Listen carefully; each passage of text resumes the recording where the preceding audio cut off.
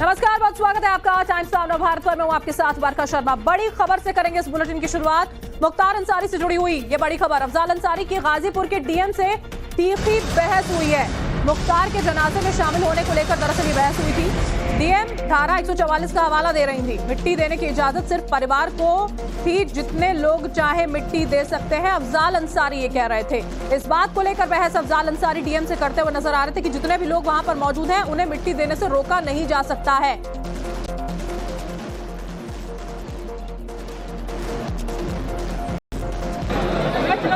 कुछ भी हो, आप हमारी मट्टी देने के लिए हमको तो आप करिए, आप करिए। मट्टी देने के लिए अपने धार्मिक प्रयोजन के लिए किसी परमिशन की जरूरत नहीं है। कस्बा नहीं, जहाँ के भी कोई मट्टी देना चाहेगा वो देगा।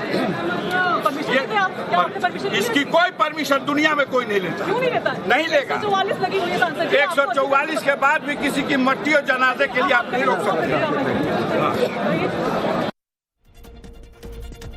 और मुख्तार अंसारी की मौत से जुड़ी एक और बड़ी खबर आपको बता दें। मुख्तार अंसारी की हार्ट अटैक से जान गई। पोस्टमार्टम रिपोर्ट में हार्ट अटैक की पुष्टि जो है वो की गई है। परिवार ने दरअसल लगातार धीमा जहर देने का आरोप लगाया था और अब इस बात की पुष्टि हो गई है पोस्टमार्टम रिपोर्ट जो सामने आई है उसके जरिए कि हार्ट अटैक से मौत हुई थी। ये बड़ी खबर इस वक्त की आपको बता रहे हैं। परिवार लगातार ये आरोप लगा रहा था कि धीमा जहर यहाँ पर दिया जा रहा है माफिया को।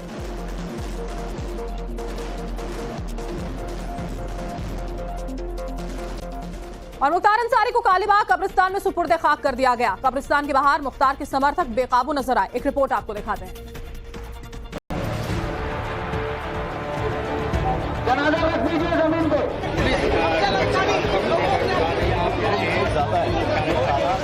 आखिरकार मिट्टी में मिल ही गया क्रिमिनल, बाहुबली, रॉबिनहुड, माफिया और डॉन से नेता बना मुख्तार अंसारी। बाहुबली और पूर्व विधायक मुख्तार अंसारी को गाजीपुर में कड़ी सुरक्षा के बीच सुपुर्द खाक कर दिया गया। मुख्तार अंसारी के जनाजे में लोगों का सैलाब उमड़ पड़ा। इस दौरान उनके समर्थकों को कंट्रोल करने के लिए पुलिस के पसीने छूट गए। कालीबाग कब्रिस्तान में पहले जनाजे की नमाज हुई। जनाजे की नमाज के दौरान लोग कब्रिस्तान के भीतर जाने के लिए होड़ मचाते नजर आए। जैसे ही कब्रिस्तान का गेट खोला गया, बेकाबू भीड़ कब्रिस्तान के अंदर घुसने को दौड़ पड़ी।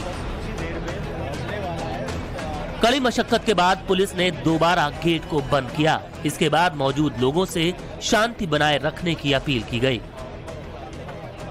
मुख्तार अंसारी को उसके पैतृक गांव मोहम्मदाबाद के पास कालीबाग कब्रिस्तान में उसी जगह दफन किया गया जहां पर उसके मां और पिता की कब्र है।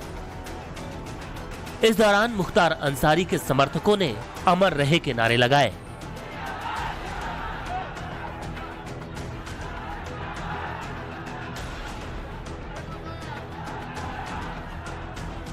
जनाजे के दौरान नारेबाजी करने वालों के खिलाफ यूपी पुलिस एक्शन लेने की बात कह रही है।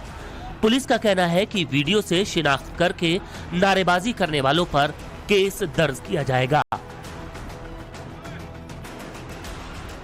अंदर जिन लोगों ने कानून व्यवस्था और हुड़दंग करने का प्रयास किया है उनकी सबकी वीडियोग्राफी हुई है और उनके विरुद्ध कार्रवाई होगी। अंतिम संस्कार की प्रक्रिया मुख्तार के बेटे उमर अंसारी और भाई अफजाल अंसारी की मौजूदगी में पूरी कराई गई। बड़ा बेटा अब्बास अंसारी भी कासगंज जेल में बंद है। उसे जनाजे में शामिल होने के लिए जमानत नहीं मिली। मुख्तार अंसारी की मौत गुरुवार रात दिल का दौरा पड़ने से हुई थी। कड़ी सुरक्षा के बीच मुख्तार अंसारी के शव को बांदा से गाजीपुर उसके गांव लाया गया था।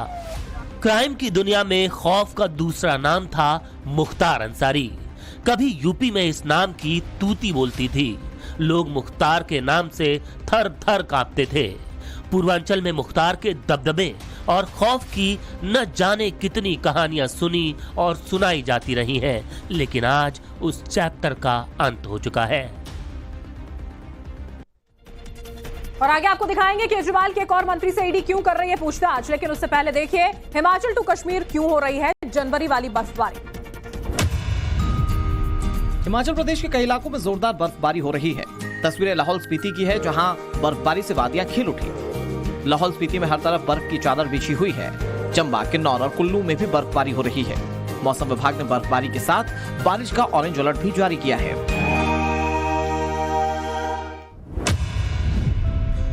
उत्तराखंड में मौसम ने करवट ले ली। उत्तराखंड के गंगोत्री और यमुनोत्री धाम में जबरदस्त बर्फबारी हुई। यहाँ इतनी बर्फबारी हुई कि पूरा गंगोत्री धाम सफेद नजर आने लगा। उधर उत्तरकाशी में तेज हवाओं के साथ बारिश हुई, जिसके चलते पारा नीचे लुढ़क गया। पहाड़ों की रानी मसूरी में भी गरज के साथ बारिश हुई और ओले पड़े। उत्तराखंड से लेकर हिमाचल और जम्मू कश्मीर तक मौसम बदला बदला नजर आ रहा है। जम्मू कश्मीर के कई जिलों में एक बार फिर से बर्फबारी हुई है। जोरदार बर्फबारी से पहलगाम में हर तरफ बर्फ की चादर बिछ गई है। ताजा बर्फबारी के बाद जम्मू कश्मीर की वादियों में सैलानियों के आने का सिलसिला फिर से शुरू हो गया है। उधर गुलमर्ग और सोनमर्ग में भी बर्फबारी हो रही है। गाजियाबाद के पास दिल्ली मेरठ एक्सप्रेसवे पर भीषण सड़क हादसा हुआ। बच्चों से भरी एक अर्टिगा गाड़ी और ट्रक की जोरदार भिड़ंत हो गई। हादसे में ड्राइवर और एक बच्चे की मौत हो गई है, जबकि कई बच्चे गंभीर रूप से जख्मी हो गए। इस गाड़ी में कुल 11 बच्चे सवार थे। बताया जा रहा है कि ये स्कूली बच्चे थे जो अमरोहा से दिल्ली के जामिया जा रहे थे। उत्तर प्रदेश के बुलंदशहर में गंगा नदी पर बन रहे पुल का एक बड़ा हिस्सा गिर गया। पुल के 3 पिलर एक के बाद एक भरभरा कर गिर गए। राहत की बात यह है कि इस हादसे में कोई हताहत नहीं हुआ। पुल निर्माण में शुरू से ही घटिया सामग्री के इस्तेमाल का आरोप लग रहा है। अखिलेश यादव ने इस हादसे को लेकर बीजेपी और सरकार को घेरा। और बड़ी खबर आपको बताएं, दिल्ली शराब घोटाले से जुड़ी हुई है। एक और आम आदमी पार्टी नेता की मुश्किलें बढ़ गई हैं। परिवहन मंत्री कैलाश गहलोत से ईडी पूछताछ कर रही है। शराब घोटाला मामले में कई घंटों से पूछताछ जारी है। शराब नीति मसौदा समूह के हिस्सा रहे थे कैलाश गहलोत, जिनसे पूछताछ की जा रही है। समन यहां पर बुलाया गया था पूछताछ के लिए। आज ही दफ्तर में पहुंचे और कई घंटों से ये पूछताछ जो ईडी की है वो लगातार जारी है।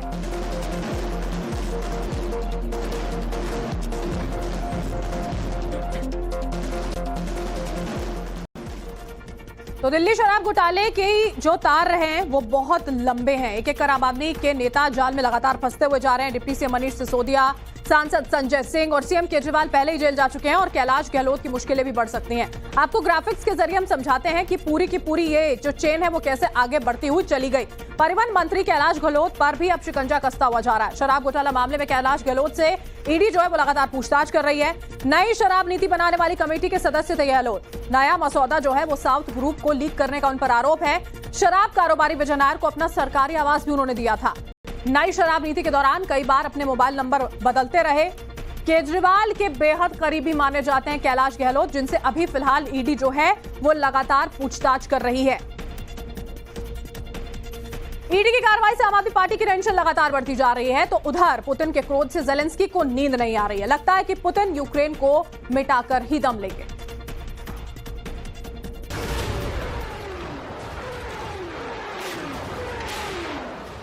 रूस के विनाशकारी तोप आग उगल रहे हैं। Multi rocket launcher system action mode में दिख रहा है। रूस अपनी रणनीति में बदलाव करते हुए एक बार फिर जमीनी अटैक तेज कर चुका है।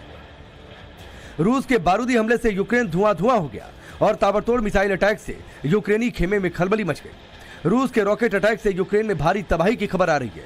रूस का दावा है कि उसने यूक्रेन के कई सैन्य ठिकानों को तबाह कर दिया है। दरअसल कुपियांस्क और अवदीवका में आमने सामने की लड़ाई में यूक्रेन रूस पर भारी पड़ रहा था। यूक्रेनी फौज कहर बनकर टूट रहे थे। हालांकि यूक्रेन भी रूस को करारा जवाब दे रहा है। यूक्रेनी सैनिकों ने रूस के कई टैंकों को तबाह कर दिया है। यूक्रेन का कहना है कि कीव समेत कई शहरों पर रूस ने हवाई हमले किए हैं। यूक्रेन पर ताजा हमले को देखकर अंदाजा लगाया जा सकता है कि आखिर पुतिन की मंशा क्या है।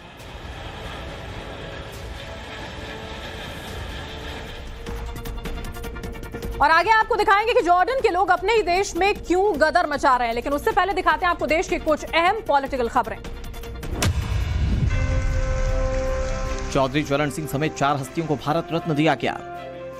राष्ट्रपति द्रौपदी मुर्मू ने चारों को मरणोपरांत देश के सर्वोच्च सम्मान से सम्मानित किया। लालकृष्ण आडवाणी को कल भारत रत्न दिया जाएगा। खबरों के मुताबिक राष्ट्रपति द्रौपदी मुर्मू आडवाणी के घर जाकर उन्हें सम्मानित करेंगी। तबीयत खराब होने की वजह से वो राष्ट्रपति भवन नहीं आ सके। हिमाचल प्रदेश के 3 निर्दलीय विधायकों ने विधानसभा अध्यक्ष के खिलाफ मोर्चा खोल दिया। आशीष शर्मा, होशियार सिंह और केएल ठाकुर विधानसभा में धरना दे रहे हैं। 3 निर्दलीय विधायकों ने 22 मार्च को विधानसभा की सदस्यता से त्यागपत्र दिया था। इसके बाद तीनों 23 मार्च को बीजेपी में शामिल हो गए, लेकिन विधानसभा अध्यक्ष ने अभी तक इनका इस्तीफा स्वीकार नहीं किया, जिसे लेकर ये तीनों विधायक धरना दे रहे हैं। समाजवादी पार्टी विधायक ने जय श्री राम के नारे लगाए। तस्वीरें कानपुर की हैं, जहां होली समापन कार्यक्रम चल रहा था। कार्यक्रम में बीजेपी के साथ एसपी के कई नेता मौजूद थे। इस दौरान एसपी विधायक अमिताभ वाजपेयी से बीजेपी के नेताओं ने जय श्री राम के नारे लगवा दिए। वीडियो सोशल मीडिया पर तेजी से वायरल हो रहा है।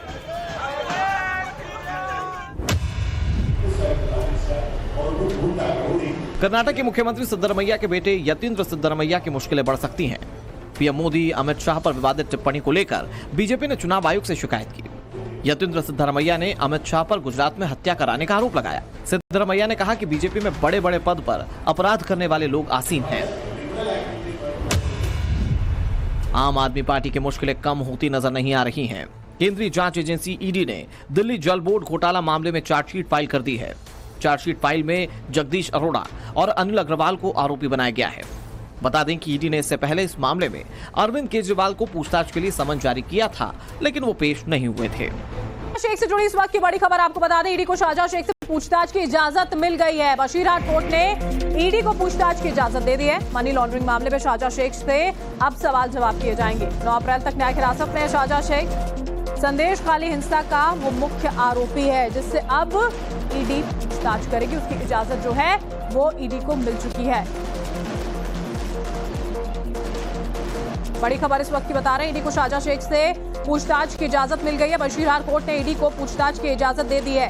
6 मार्च से सीबीआई की हिरासत में यहाँ शाहजहां शेख है, जिससे पूछताछ लगातार की जा रही है। ईडी की ओर से 13 करोड़ तक की जो संपत्तियां देखिए वो भी यहाँ पर जब्त की गई थी। अभी फिलहाल ईडी को मौका नहीं मिला और अब आखिरकार जाकर इजाजत मिली है कोर्ट की ओर से। अब ये पूछताछ ईडी की ओर से की जाएगी।